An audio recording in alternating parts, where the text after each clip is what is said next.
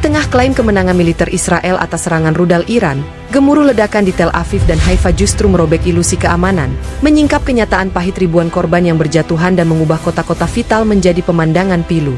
Namun, ketika Tel Aviv berubah menjadi kota hantu yang ditinggalkan dan gelombang serangan tak berkesudahan terus menghantam Israel dari timur, apakah ini hanya awal dari kehancuran yang lebih besar?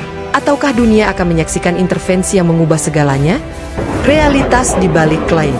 Pada malam yang seharusnya tenang, di tengah ketegangan yang telah lama membayangi, langit di atas Israel tiba-tiba berubah menjadi panggung drama yang mengerikan.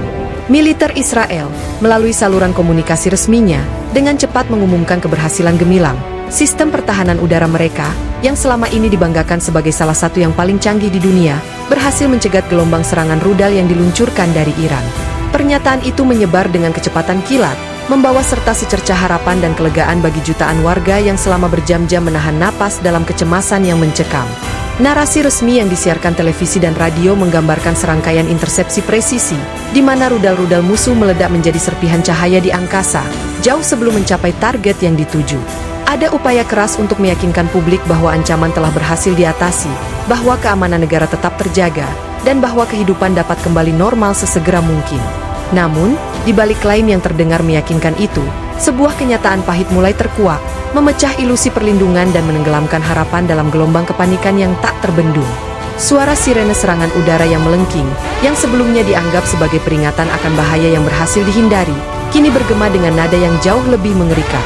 Beberapa saat setelah klaim intersepsi itu disiarkan, serangkaian ledakan dahsyat mengguncang jantung kota-kota besar. Di Tel Aviv, pusat kehidupan modern dan denyut nadi ekonomi Israel, gedung-gedung pencakar langit bergetar hebat, kaca-kaca pecah berhamburan ke jalanan, dan asap tebal membubung tinggi ke langit malam, menyelimuti cakrawala yang biasanya terang benderang. Jeritan ketakutan dan kepanikan warga yang tak terlukiskan memenuhi udara, bercampur dengan suara sirine ambulans dan mobil pemadam kebakaran yang meraung-raung, berlomba melawan waktu menuju titik-titik ledakan.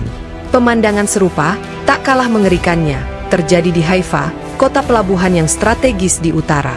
Api berkobar di beberapa lokasi, menerangi kegelapan malam dengan warna oranye yang menakutkan, sementara tim penyelamat berjuang keras menembus puing-puing yang berserakan, mencari korban yang mungkin masih terjebak. Kontras antara klaim resmi dan realitas di lapangan sangat mencolok dan menyakitkan. Gambar-gambar yang mulai beredar di media sosial, yang diambil oleh warga sipil dengan ponsel mereka, menunjukkan kehancuran yang nyata, bangunan yang runtuh, dan yang paling memilukan, banyaknya korban yang berjatuhan. Korban-korban ini bukan sekadar angka statistik. Mereka adalah ayah, ibu, anak-anak, tetangga, dan teman-teman yang beberapa menit sebelumnya mungkin masih menikmati makan malam atau bersiap untuk tidur. Mereka adalah cerminan dari kegagalan yang tak terhindarkan dalam menghadapi serangan yang begitu masif dan terkoordinasi. Rumah sakit di kedua kota itu dengan cepat kewalahan. Lorong-lorong dipenuhi oleh stretcher yang membawa korban luka-luka, beberapa di antaranya dalam kondisi kritis, sementara tenaga medis bekerja tanpa henti, berjuang menyelamatkan nyawa di tengah keterbatasan sumber daya dan tekanan psikologis yang luar biasa. Darah dan air mata bercampur, menciptakan gambaran nyata dari tragedi yang sedang berlangsung. Para dokter dan perawat, dengan wajah-wajah lelah namun penuh tekad, berusaha memberikan pertolongan terbaik, namun jumlah korban yang terus bertambah membuat mereka berada di ambang batas kemampuan. Di luar rumah sakit, antrean panjang keluarga yang panik mencari kabar tentang orang-orang terkasih mereka. Wajah-wajah mereka pucat pasi oleh ketakutan dan ketidakpastian. Setiap sirene ambulans yang datang membawa harapan sekaligus ketakutan baru. Media internasional, yang awalnya melaporkan klaim Israel, kini mulai mengubah narasi mereka, menyiarkan gambar-gambar kehancuran dan kesaksian langsung dari lapangan yang membantah pernyataan awal. Pertanyaan-pertanyaan kritis mulai bermunculan. Apakah sistem pertahanan Israel benar-benar seefektif yang diklaim? Mengapa ada begitu banyak korban jika serangan berhasil dicegat? Kecurigaan dan kemarahan publik mulai membara, menuntut penjelasan yang jujur dari pihak berwenang. Pemerintah Israel menghadapi tekanan besar untuk memberikan klarifikasi yang transparan mengenai apa yang sebenarnya terjadi pada malam itu. Kepercayaan publik, yang merupakan fondasi penting dalam situasi krisis, mulai terkikis, digantikan oleh rasa frustrasi dan kekecewaan yang mendalam.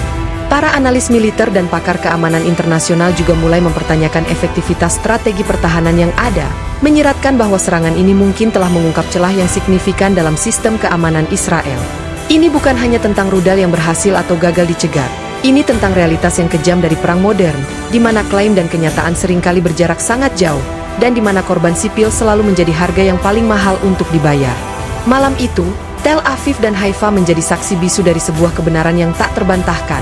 Perang telah tiba di depan pintu mereka, dan dampaknya jauh lebih menghancurkan dari yang siapapun bayangkan.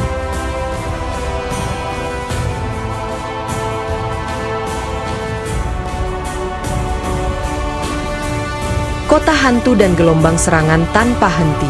Tel Aviv, yang dulunya merupakan kota yang tak pernah tidur, dengan hiruk-pikuk kehidupan malam, kafe-kafe yang ramai, dan jalanan yang selalu dipadati pejalan kaki, kini telah berubah menjadi pemandangan yang menyayat hati. Sejak ledakan dahsyat yang merobek jantungnya, kota metropolitan itu perlahan namun pasti bertransformasi menjadi kota hantu. Jalan-jalan utama yang sebelumnya dipenuhi lalu lalang kendaraan kini lengang, hanya menyisakan puing-puing dan debu yang berterbangan di tiup angin. Toko-toko, restoran, dan kantor-kantor yang biasanya sibuk kini terkunci rapat.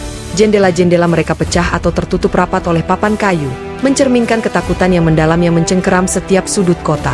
Suara tawa dan percakapan yang riang telah digantikan oleh keheningan yang menakutkan, sesekali dipecahkan oleh raungan sirene atau gemuruh ledakan yang jauh, pengingat konstan akan bahaya yang mengintai.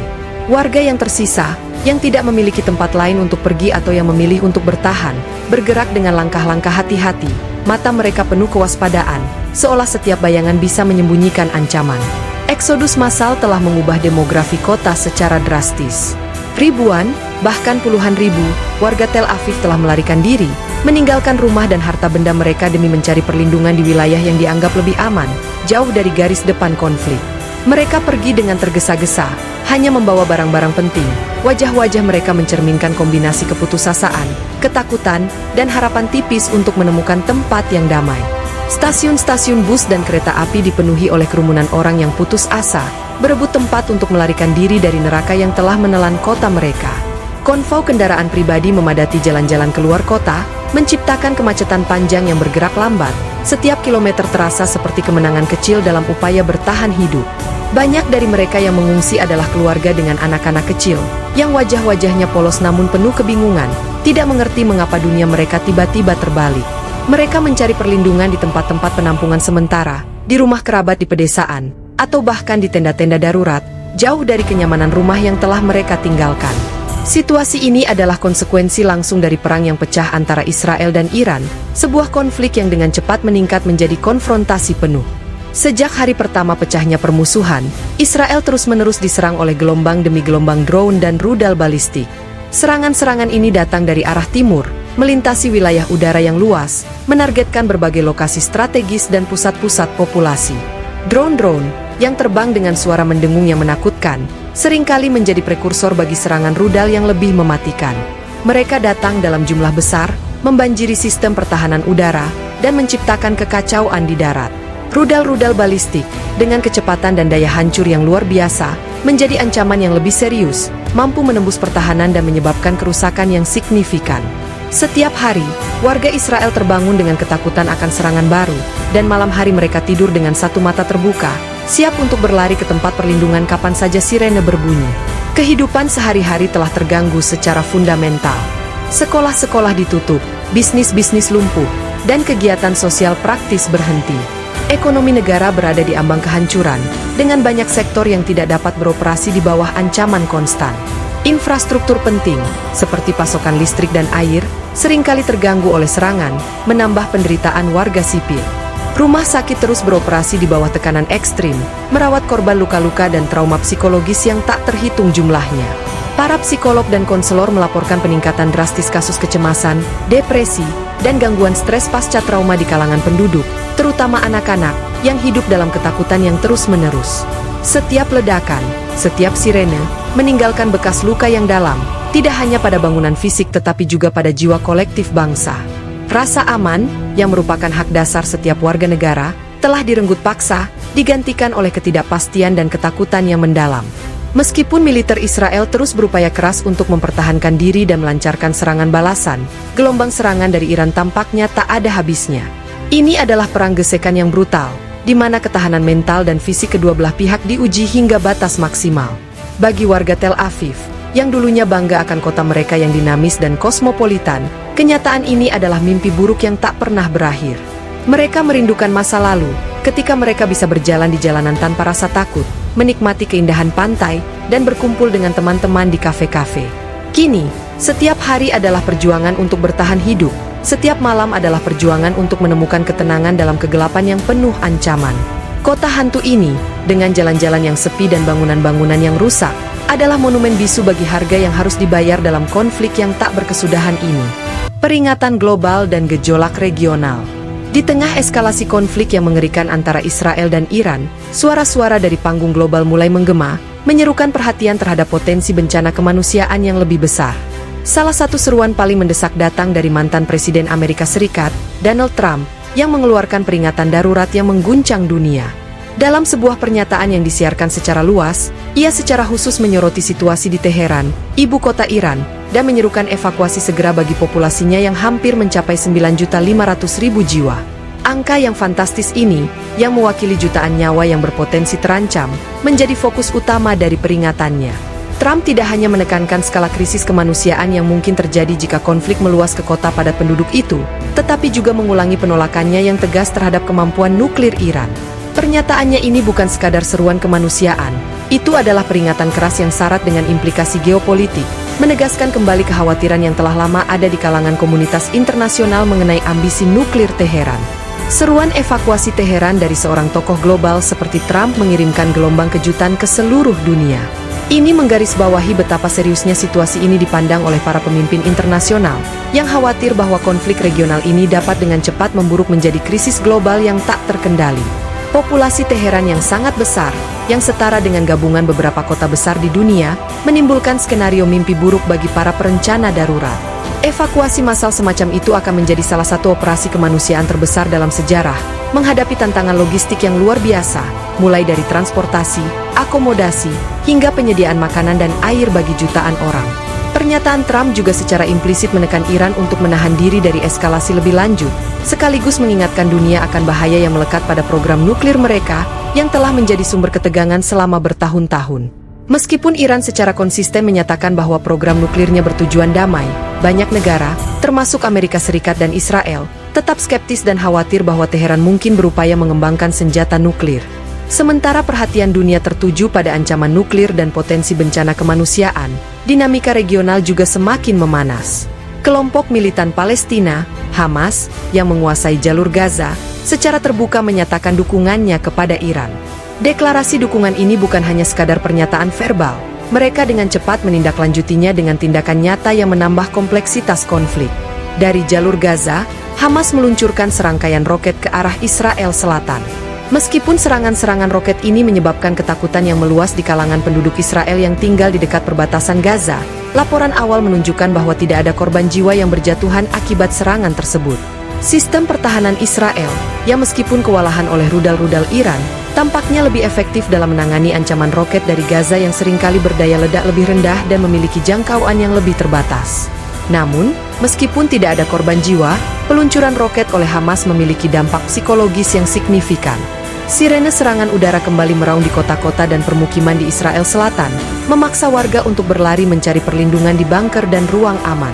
Ketakutan akan serangan mendadak, yang telah menjadi bagian dari kehidupan sehari-hari di wilayah tersebut, kembali mencengkeram.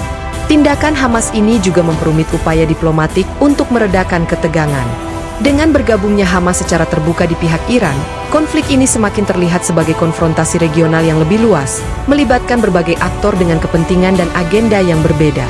Ini bukan lagi sekadar perang antara dua negara, ini adalah jaring laba-laba konflik yang rumit, di mana setiap gerakan satu pihak dapat memicu reaksi berantai dari pihak lain. Dukungan Hamas terhadap Iran juga menimbulkan kekhawatiran tentang potensi pembukaan front baru dalam konflik, yang akan semakin membebani sumber daya militer Israel dan memperpanjang penderitaan warga sipil. Komunitas internasional kini menghadapi tugas yang sangat berat, tidak hanya harus menekan Iran dan Israel untuk meredakan eskalasi, tetapi juga harus mengatasi keterlibatan aktor-aktor non-negara seperti Hamas, yang memiliki kemampuan untuk memicu kekerasan dan mengacaukan stabilitas regional. Situasi ini adalah pengingat yang suram bahwa di Timur Tengah, konflik jarang sekali terjadi secara terisolasi. Setiap percikan api dapat dengan cepat menyebar dan menyulut seluruh wilayah, dengan konsekuensi yang tak terduga dan seringkali tragis bagi jutaan orang yang terjebak di tengah-tengahnya. Dunia menahan napas, berharap bahwa seruan-seruan untuk menahan diri dan upaya-upaya diplomatik dapat mencegah krisis ini dari spiral yang tak terkendali menuju kehancuran yang lebih besar.